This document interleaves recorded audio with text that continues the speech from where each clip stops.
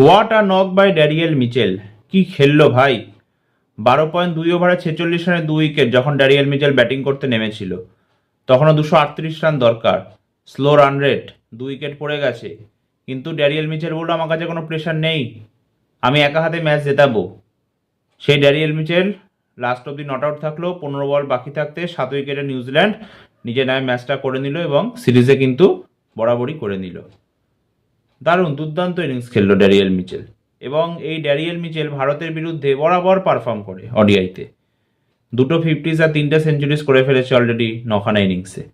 এর আগে লুজিং কজে আসতো, 2খানা সেঞ্চুরিও করেছিল 2023-এর ওয়ানডে বিশ্বকাপে, বাট সব কিছু লুজিং কজে এসেছিল। ফার্স্ট ম্যাচেও 81 রান করেছিল, সেটাও লুজিং কজে এসেছিল, কিন্তু আজকের এই 131টা কিন্তু উইনিং কজে চলে এলো। এবং ম্যান অফ দ্য ম্যাচও নির্বাচিত হয়েছে ড্যারিয়েল মিচেল দুর্দান্ত ব্যাটিংয়ের জন্য।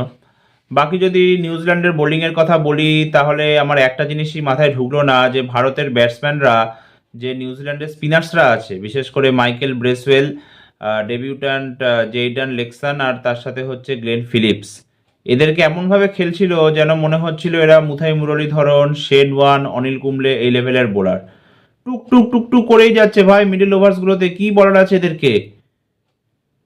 জেইডান লেক্সান ফার্স্ট ম্যাচ 10 ওভারে 42 রান দিয়ে 1 wicket. Michael Bracewell part time bowler ওদের, সে 10 ওভারে 1 মিনিট 34 রান দিয়ে 1খানা উইকেট।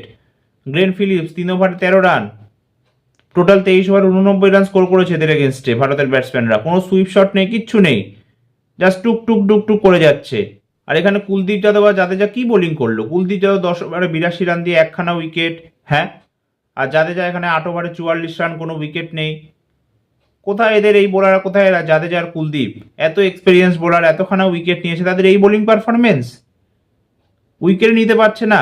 আর এমন নয় যে পিচে খুব ডিউ ছিল, শুভমান গিল নিজে যখন টস হচ্ছিল তখন বললো যে আগের ম্যাচে ডিউ অত আসেনি, এই ম্যাচেও আসবে না। তারপরেও কিভাবে এত বাজে বোলিং করলো এরা! কুলদীপ আর জাদেজার উচিত ছিল না যে প্রেশার ক্রিয়েট করে আউট করা? এই যে রোহিত শর্মা বিরাট কোহলিকে নিয়ে এত কথা হচ্ছে যে এরা 2027-এর ওয়ানডে বিশ্বকাপ খেলতে পারবে কিনা, কেউ তো জাদেজাকে নিয়ে কথাই বলে না। লাস্টের 5 ম্যাচ জাদেজা মাত্র 1খানা উইকেট নিয়েছে, সাউথ আফ্রিকার এগেন্সে 3টে ওয়ানডে আর এই 2টো ওয়ানডে মিলিয়ে। আর ব্যাট হয়তো পারফরমেন্সই নেই। আগের ম্যাচে যখন নামলো ব্যাটিং করতে তখন 65 বলে 67 রান দরকার, হাতে 7খানা উইকেট, সেখানে 5 ওভারে 4 রান স্কোর করে আউট হয়ে গেল। আজকের ম্যাচে নামলো 44 বলে 27 রান স্কোর করে আউট হয়ে গেল। তো কিছু তো তোমাকে কন্ট্রিবিউট করতে হবে, কন্ট্রিবিউশনই নেই এর। আর কুলদীপ যাদব, তার তো ভালো বোলিং তার হয় না। চেস করতে নামলে যখন ভারত ডিফেন্ড করে তখন সে ভালো বোলিং করতেই পারে না। সাউথ আফ্রিকার এগেনস্টে সেকেন্ড ম্যাচে বাজে বোলিং করলো, ফার্স্ট ম্যাচে 4 উইকেট নিয়েছিল কিন্তু 80 রান দিয়ে দিয়েছিল। এখানেও তাই, 10 ওভারে 82 রান দিয়ে 1 উইকেট, এটা একটা বোলিং হলো একটা মেন বোলারের থেকে? জেইডান লেক্সান, তাকে খেলতেই পারছে না, তাকে মনে হয় যেন সে কত মারাত্মক লেভেলের বোলার, ড্যানিয়েল ভেটরি টাইপের বোলার, তাই খেলতেই পারছে না। এই অবস্থা আমাদের ভারতীয় ব্যাটসম্যানদের, মানে নিউজিল্যান্ডের ডি টিম, ওদের অর্ধেকের বেশি প্লেয়ারই নেই সিরিজে। কেন উইলিয়ামসন নেই, রাচিন রবীন্দ্র নেই, ম্যাট হেনরি নেই, সান্থরান নেই, ক্রিস্টিয়ান ক্লার্ক সে 3 উইকেট নিয়ে চলে গেল সেকেন্ড ম্যাচ তা। যাই হোক, যদি ম্যাচের কথায় আসি তাহলে নিউজিল্যান্ড ফার্স্টে টসেতে বোলিং করার ডিসিশন নেয় এই ম্যাচে, এবং একটা ভালো শুরু হয়েছিল, 70 রানের একটা পার্টনারশিপ হয়ে গেছিল, কিন্তু তারপরে রোহিত শর্মা 24 রান স্কোর করে আউট হয়ে গেল। এবং আমি জানি না রোহিত শর্মা কি সত্যিকার অর্থে প্রেসারে আছে, কারণ আগের ম্যাচেও 26 রান স্কোর করেছিল 29 বল খেলে, এই ম্যাচেও 24 রান স্কোর করেছে 38 বল খেলে। জানি না রোহিত শর্মা কি সত্যিকার অর্থে প্রেসারে আছে, তার জন্য মানে এরকম ব্যাটিং করছে 2 ম্যাচ মিলে 67 বলে 50। কারণ রোহিত শর্মাকে আমরা 2023 থেকে দেখে আসছি যে অ্যাটাকিং ব্যাটিং করে। 2023, 24, 25 তিনটে ইয়ারেই রোহিত শর্মার অ্যাভারেজ 50-র ওপরে এবং স্ট্রাইক রেট 100-র ওপরে। তারপরেও রোহিত শর্মার এরকম ব্যাটিং 2টো ম্যাচে, ঠিক আছে 2টো ম্যাচে জাজ করা ঠিক না, আমি সেটা মানছি, বাট স্টিল এরকম ব্যাটিং তো মেনে নেওয়া যায় না না রোহিত শর্মার মতো প্লেয়ারের থেকে। তো যাই হোক, রোহিত 24 করে আউট হয়ে গেল। শুভমান গিল ভালো খেলছিল, প্রথমে একটু স্লো স্টার্ট করেছিল, বাট পরের দিকে খুব অ্যাটাকিং খেলছিল, বাট ওই আগের ম্যাচের মতো সেই 50 রান স্কোর করে আউট হয়ে গেল 53 বলে 56 স্কোর করে। যখন 50টা স্কোর করেছিল ভেবেছিলাম যে হয়তো বড় স্কোর করবে, বা সেটা হলো না। 53 বলে 56 স্কোর করে আউট হয়ে গেল, কাইল জেমিসনের বলে শর্ট বল মারতে গিয়ে আউট হয়ে গেল। তারপরে শ্রেয়াস আইয়ারও 8 রান স্কোর করে আউট হয়ে গেল, বেশিক্ষণ টিকতে পারলো না, 17 বলে 8 রান স্কোর করে আউট হয়ে যায়। আচ্ছা, বিরাট কোহলি থেকে এক্সপেক্ট করেছিলাম, বাট বিরাট কোহলিও 23 রান স্কোর করে তারপরে বোল্ড আউট হয়ে যায়। বাট ঠিক আছে, চলো, বিরাট কোহলিটা তাও মানা গেল। মানে পরপর 5টা ম্যাচে স্কোর করেছে 50+, তো একটা ম্যাচে নাও স্কোর করে থাকে তাহলে ঠিক আছে, সেটা মেনে নেওয়া যায়। একটা আনন্দ হয়েছিল যে বিরাট আজকে যাকে বলে নাম্বার 1 র্যাঙ্কড ওডিআই ব্যাটসম্যান হয়ে গেল, কিন্তু সে আনন্দটা দীর্ঘস্থায়ী হলো না, কারণ এক তো বিরাট রান পেল না, প্লাস ইন্ডিয়াও ম্যাচটা হেরে গেল। তারপরে ভারত একটু সমস্যায় পড়ে গেছিল, 118 রানে 4 উইকেট, 23.3 ওভারে। বাট তারপরে জাদেজা আর কে এল রাহুলের মধ্যে একটা পার্টনারশিপ হয়, যার মধ্যে কে এল রাহুল পরের দিকে আস্তে আস্তে করে অ্যাটাকিং ব্যাটিং করছিল, অ্যাগ্রেসিভ খেলছিল, বাট জাদেজা মানে খুবই স্লো খেলছিল করে সেই প্রেসারে আউট হয়ে গেল 44 বলে 27 রান স্কোর করে। এবং আমি এটাই বুঝছি না যে জাদেজা লাস্ট টাইম কবে ভারতকে উইথ দ্য ব্যাট বা উইথ দ্য বল ম্যাচ জিতিয়েছে। আর এই জাদেজা লাগাতার ওডিআইতে কিন্তু চান্স পেয়ে যাচ্ছে। জাদেজাকে কি তাহলে রিপ্লেস করতে হবে না ওডিআইতে? জাদেজাকে রিপ্লেস করার মতো কি কোনো প্লেয়ার নেই তাহলে ওডিআইতে? অবশ্যই আছে, অক্ষর প্যাটেল আছে, ওয়াশিংটন সুন্দর আছে, এরা বলও ভালো করে, ব্যাট হাতেও রান বানিয়ে দেয়। তো জানি না জাদেজার কি হবে, 2027-এর ওয়ানডে বিশ্বকাপে জাদেজা খেলতে পারবে এরকম পারফরমেন্স নিয়ে? কে জানে কি হবে। তো যাই হোক, কে এল রাহুল প্রথম দিকে স্লো স্টার্ট করেছিল, পরের দিকে খুব দারুণ ইনিংস খেললো, 92 বলে 112 নট আউটে একটা ঝকঝকে ইনিংস খেললো, লাস্ট অব্দি নট আউট থাকলো। এবং কে এল রাহুল না থাকলে তো 284 কেন, আমরা 254 হয়তো পেরোতে পারতাম না, যা অবস্থা হয়ে গেছিল। নীতিশ কুমারের দিক থেকে এক্সপেকটেশন ছিল, একটু মোটামুটি স্টার্ট দিয়েছিল, বাট ও সেই 21 বলে 20 রান স্কোর করে আউট হয়ে গেল। বাকি হার্ষিত রানা 2 রান স্কোর করে আউট হয়ে যায়, আর মোহাম্মদ সিরাজ হচ্ছে 2 রানে নট আউট থাকে। তো ভারত শেষ হবে 284 রান স্কোর করে। হ্যাঁ, যা পিচের অবস্থা ছিল তাদের তো অ্যাটলিস্ট 25-30 রান স্কোর কমই ছিল, প্লাস ভারতের যেরকম শুরু হয়েছিল, বাট তারপরে উইকেট হারাতে থাকে, বাকি ব্যাটসম্যানরা সেরকম কিছু করতে পারেনি, একা কে এল রাহুল লড়ে গেল, তা সত্ত্বেও 284 আমরা স্কোর করলাম। একসময় তো মনে হচ্ছিল যে 255-60 হয়তো স্কোর করব। 285 রান টার্গেট ছিল, ভারতের বোলাররা ভালো শুরু করেছিল, খুব টাইট লাইন লেংথে বোলিং করছিল সিরাজ আর হচ্ছে হর্ষিত রানা। একসময় 12.3 ওভারে 46 রানে 2 উইকেট পড়ে যায়, তখন মনে হচ্ছিল যে হয়তো আজকে আমরা সিরিজটা করে নেবো। বাট সেই সময় ড্যারিয়েল মিচেল ব্যাটিং করতে নেমে 117 বলে 131 রান আউটের একটা দুর্দান্ত ইনিংস খেলে। আর তার সাথে উইল ইয়ংও কিন্তু খুব ভালো ব্যাটিং করেছে, 87 রানের একটা দারুণ ইনিংস খেলেছে। তবে একটা খুব ইজি ক্যাচ মিস করলো প্রসিদ্ধ কৃষ্ণা ড্যারিয়েল মিচেলের, জানি না ওটা ধরলে কি হতো তখন।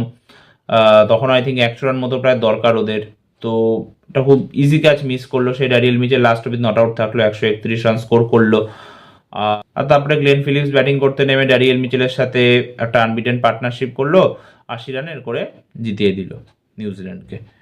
এখন যদি আসি ভারতের বোলিংয়ের কথায়, তাহলে ভারতের বোলিং খুবই ডিসঅ্যাপয়েন্ট করেছে। হ্যাঁ, মোহাম্মদ সিরাজ ইকোনমিক্যাল বোলিং করেছে আগের ম্যাচের মতোই, বাট উইকেট পায়নি। এবং দুটো ম্যাচে আমরা দেখলাম যে শুরুতে কিন্তু মোহাম্মদ সিরাজ উইকেট নিতে পারছে না।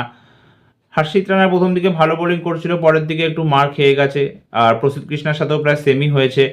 বাকি জাদেজা আর কুলদীপের বোলিং নিয়ে তো আলাদা করে কিছুই বলার নেই, দুজনে দুটো ম্যাচেই ডিসঅ্যাপয়েন্ট করেছে। জাদেজাকে নিয়ে জানি না কি হবে, মানে বোলিংও হচ্ছে না ওর দ্বারা, ব্যাটও হচ্ছে না।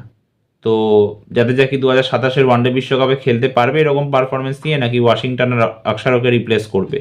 আর কুলদীপের কথা যদি বলি, তাহলে আমি এটা বুঝতে পারছি না যে বরুণ চক্রবর্তীকে কেন ওডিআই স্কোয়াড থেকে বাইরে রাখা হচ্ছে।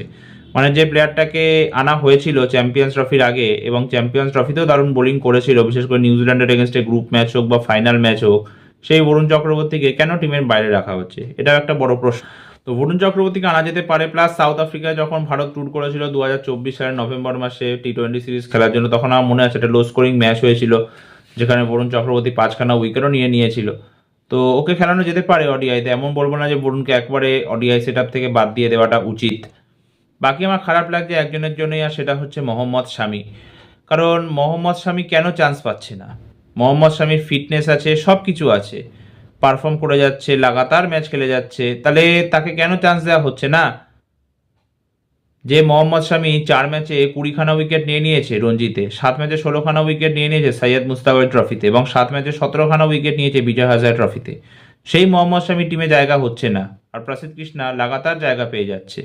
আজ বোলিং মোটামুটি করেছে, কিন্তু একটা ইজি ক্যাচ ড্রপ করলো ড্যারিয়েল মিচেল, তখন 100 রান মতো দরকার, যে কোনো দিকেই ম্যাচ যেতে পারতো তখন ড্যারিয়েল মিচেলকে যদি আউট করে দিত, কিন্তু ওই ক্যাচটা ড্রপ করে দিল, ব্যাস। আর সেই ড্যারিয়েল মিচেল লাস্ট ওই নট আউট থেকে 131 রান করে জিতিয়ে দিল। আর একটা আমার অদ্ভুত লাগছে আর্শদীপ সিংয়ের কথা ভাবলে, যে আর্শদীপ সিংকে খেলাচ্ছে না কেন যখন স্কোয়াডে আছে। লেফট আর্ম বোলার, ভালো বোলিং করে, শুরুতে উইকেটও নেয়, তো আর্শদীপ সিংকে খেলানো কেন হচ্ছে না, এটাই আমার মাথায় ঢুকছে না কিছুতেই। মানে আর্শদীপ সিংকে যদি এই কারণে বসানো হয়ে থাকে যে সামনে T20 ওয়ার্ল্ড কাপ আছে, তো সেই কারণে ওকে বসানো হচ্ছে, তাহলে তো ওকে দরকারই ছিল না নেওয়ার ওয়ানডে স্কোয়াডে। তা নিল কেন ওকে? তার থেকে স্বামীকে নিতে পারতো। সে জানাও তো T20 ওয়ার্ল্ড কাপ স্কোয়াডে আছে, তো ওকে খেলানো হচ্ছে কেন? ওকেও রেস্ট দিয়ে দিক তাহলে, তাই না? মানে দুটো ম্যাচে দুটোতেই বসিয়ে দিল, এর পরের ম্যাচও কি বসিয়ে দেবে এই বলে যে সামনে T20 ওয়ার্ল্ড কাপ, সেই কারণে ওকে বসিয়ে দিলাম?